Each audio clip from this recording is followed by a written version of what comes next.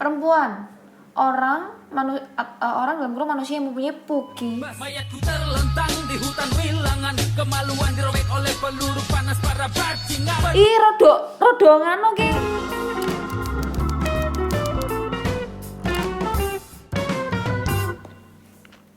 Halo teman-teman, kembali ke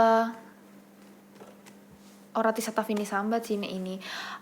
Kesempatan kali ini aku pengen ngulik sebuah bukan fenomena sih, sebuah histori yang punya perjalanan yang sangat panjang, yaitu Hari Perempuan Internasional. Iki rada serius ini iki. Oke, langsung wae yo. Asal akan ngomong.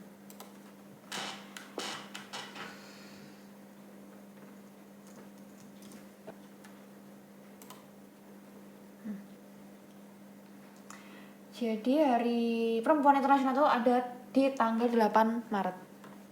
Why tanggal 8 Maret? Coba kita lihat Wikipedia-nya. Oke, Hari Perempuan Internasional atau dalam bahasa Inggris itu disebut dengan International Women's Days. Cuman di Wikipedia ini tuh Hari Perempuan Internasional pertama kali dirayakan pada tanggal 28 Februari 1909 di New York dan diselenggarakan oleh Partai Sosialis Amerika Serikat. Jadi ini awal pencetusnya secara internasional ini Clara Zetkin di Denmark pada tahun 1910. Terus aku jadi penasaran nih, definisi perempuan atau bagaimana perempuan itu dimaknai. Bagaimana perempuan itu dimaknai oleh KBBI, Kamus Besar Bahasa Indonesia. Arti kata perempuan di KBBI. Arti kata perempuan. Wah. Nah, iki. Perempuan, orang dalam kurung manusia yang mempunyai puki, dapat menstruasi, hamil, melahirkan anak dan menyusui. Wanita, istri, bini yang sedang hamil, betina, khusus untuk hewan. Ramai gaduh. Nah, ini nih. Ada sub-sub kata yang konotasinya agak ini ya, teman-teman. Bukan agak sih, iki wis konotasinya negatif sih. Geladak, pelacur, jahat, perempuan yang buruk kelakuannya, jalan pelacur, jalang, jangak, lacur, lecah, nakal, simpanan. Wow. Geladak, pelacur. Ini banget loh teman-teman. Negatif banget loh, geladak, jalang, jangak, lacur, lecah, nakal. Coba aku mau cari arti kata pria dalam. Coba kalau pria. Lihat perbedaannya teman-teman. Ketika kita klik pria di KBBI itu, nih kata sifatnya laki-laki dewasa, idaman. Wah, rodo ngano ki. Iki ngano ki. Diskriminasi sumpah, ngawur banget. Berarti ki sing nulis lanang. Ya sih, iso wae sih, Mas. Dan sekarang aku pengen mencoba untuk ngulik. Itu kan secara internasional ya, teman-teman ya.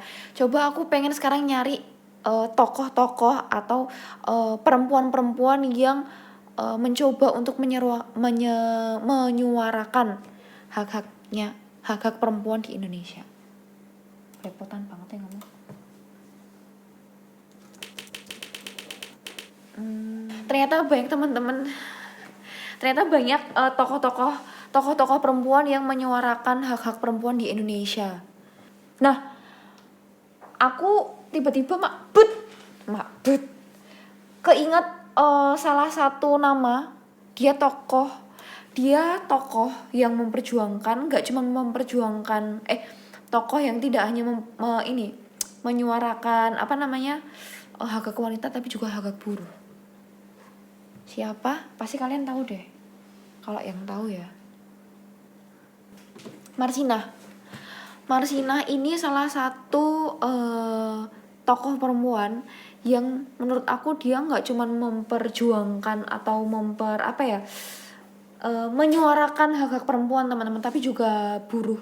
Jadi walaupun dia ini perempuan, walaupun sosoknya adalah sosok perempuan, cuman dia tidak semata-mata menyuarakan apa yang harus didapatkan perempuan, tapi apa yang harus didapatkan oleh buruh. Jadi lebih ke humanity-nya sih kalau Marsina, setahu aku.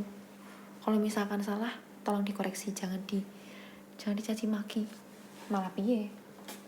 Oke, ke Wikipedia-nya dulu. Marsina lahir di Nglundo 10 April 1969, meninggal 8 Mei 1993 pada umur 24 tahun. Jadi Marsina ini meninggal pada umur ke-24-nya dia. Sama aku sekarang aja, masih mudaan Marsina waktu meninggal, ya Allah. Dia merupakan seorang aktivis dan buruh pabrik pada masa Orde Baru. Bekerja pada PT Catur Putra Surya (CPS) yang ada di Porong Sidoarjo, Jawa Timur, yang diculik dan kemudian ditemukan terbunuh pada tanggal 8 Mei 1993 setelah menghilang selama 3 hari. Mayatnya ditemukan di hutan di Dusun Jegong, Desa Wilangan, dengan tanda-tanda bekas penyiksaan berat. Salah satu bentuk mereka protes atau mereka unjuk rasa itu dengan mogok kerja. Terus hari kedua itu nggak mempan ya teman-teman, ternyata. Terus akhirnya dicoba lagi ke hari kedua, yaitu tanggal 4 Maret 1993. Pihak manajemen PT CPS bernegosiasi dengan 15 orang perwakilan buruh yang ada, yang salah satunya si Marsina itu. Dalam perundingan hadir pula petugas dari Dinas Tenaga Kerja, petugas Kecamatan Siring, serta perwakilan polisi dan Koramil. Perlibatan aparat negara dalam perundingan itu menimbulkan kecanggungan. Padahal kan harusnya kan diselesaikan secara internal ya. Kenapa harus bawa polisi? 13 buruh itu dikumpulkan di ruang data Kodim Sidoarjo oleh para perwira seksi Intel Kodim Kamadi. Tanpa basa-basi, Kamadi meminta Prakoso dan 12 buruh lainnya mengundurkan diri. Jadi setelah unjuk rasa itu 12 buruh itu suruh undur diri, teman-teman. Jadi kalau nggak salah teman-teman, setelah melakukan unjuk rasa itu tuh si Marsina itu tuh diculik. Habis diculik, diperkosa, disiksa, pokoknya diperlakukan tidak bukan ora pantasan, wis keji, kejam, biadab. Pokoknya ono rasi kata-kata sing luwih elek saka kuwi. Ternyata ini ya, di Indonesia tuh kekejian sudah merajalela sejak dari dulu, atau mungkin bahkan bisa dikatakan bahwa kekejaman dari orang-orang yang merasa bahwa mereka punya power, mereka punya kekuasaan, mereka punya duit, mereka punya ya itulah. Oke. Aku jadi penasaran teman-teman, maksudnya ada nggak ya? Karena kan aku berangkat dari dunia musik. Aku ya backgroundku. Ada nggak sih kira-kira musisi atau penulis lagu yang mengangkat lagunya si Marsina ini? Ada nggak? Coba kita lihat, cari di YouTube.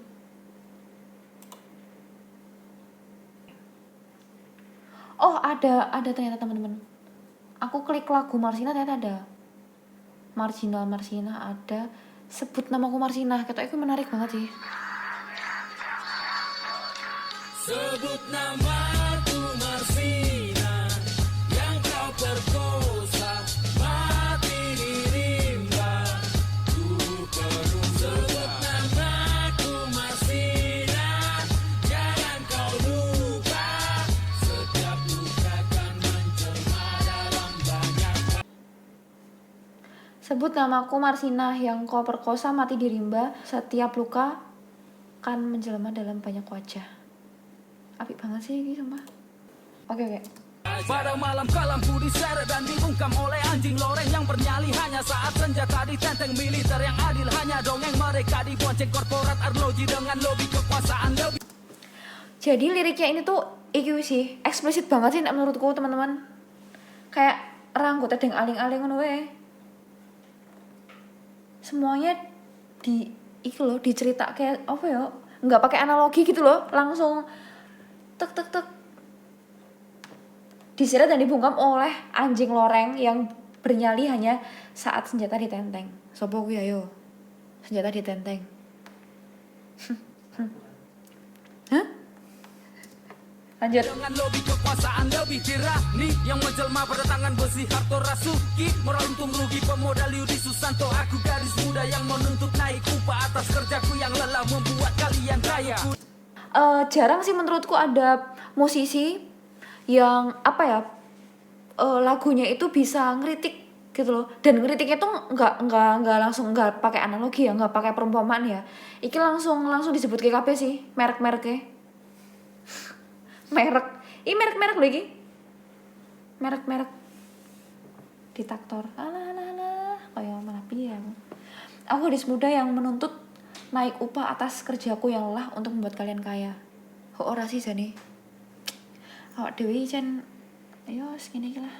Kalian kaya, ku disekap 3 hari, ku disiksa penuh luka. Karena ku bertanya mengapa 13 kawanan buruku di PHK. Apa sebabnya? Apa karena kami menuntut hak pekerja sebagai manusia yang setengah hidupnya dibayar murah. Keadilan di Indonesia seperti lansia, sekarat menunggu tutup usia. Interogasi, lalu mati. Hukum negeri ini hanya basa-basi. Mayat.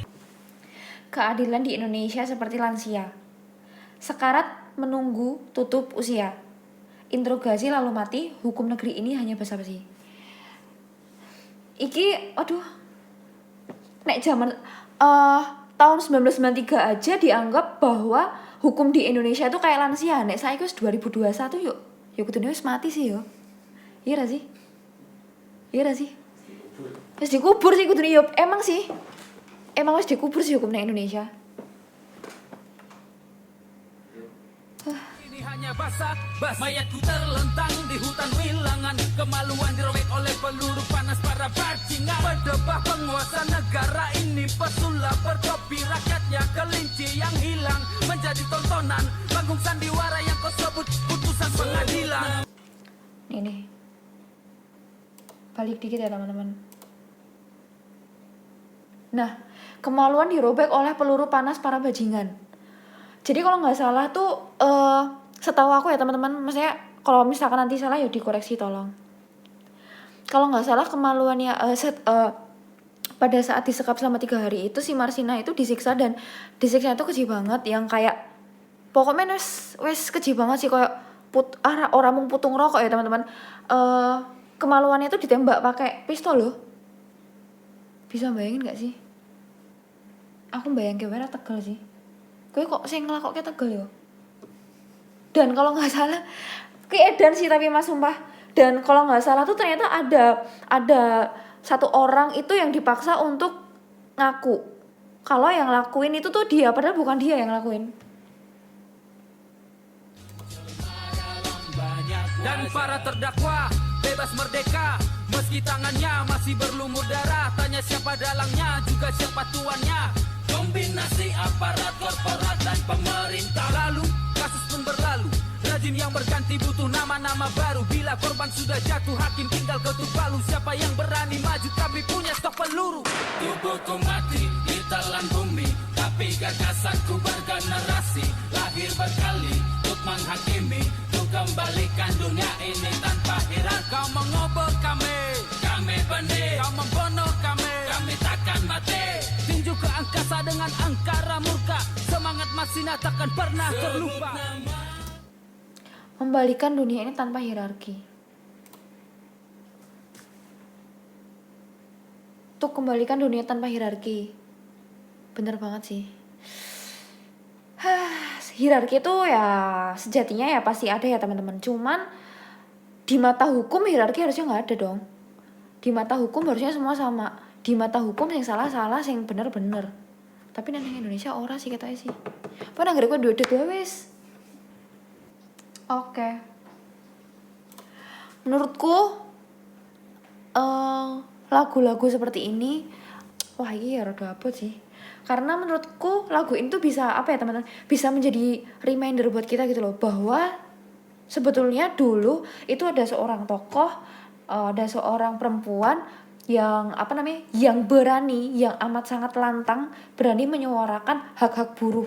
bahkan nggak cuma hak-hak perempuan aja, tapi hak-hak buruh yang notabene ya buruh itu terdiri dari perempuan dan laki-laki.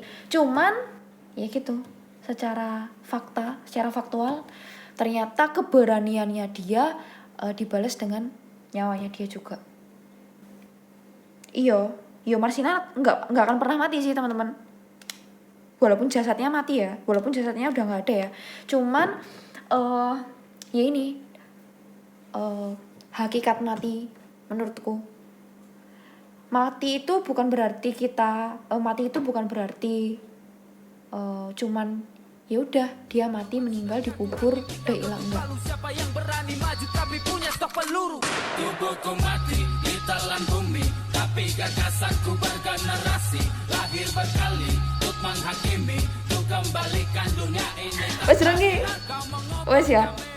Udah teman-teman gitu aja. Semoga konten kali ini bisa sedikit memberi kesegaran di pikiran teman-teman bahwa ya ternyata dulu ada yang berjuang mati-matian dan kita sekarang sudah tinggal memetik buahnya aja. Jadi kita harus melanjutkan perjuangan mereka dengan cara kita masing-masing sebagai generasi milenial. Bye bye. Oh iya, bye bye. Tak ngombe sik. Wush.